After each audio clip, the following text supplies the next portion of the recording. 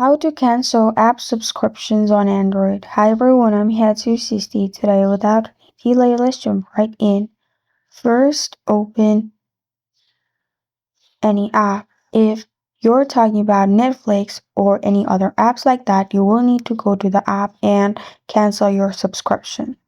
But if you're talking about other apps, what you can do is open Play Store and then click on your profile at the top right. After you click on your profile, scroll down and click on Payments and Subscriptions. In Payments and Subscriptions, click on Subscriptions.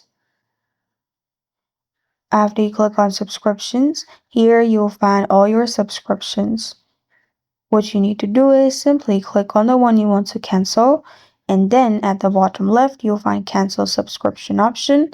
Simply click on Cancel Subscription, and after you do that, you're good to go.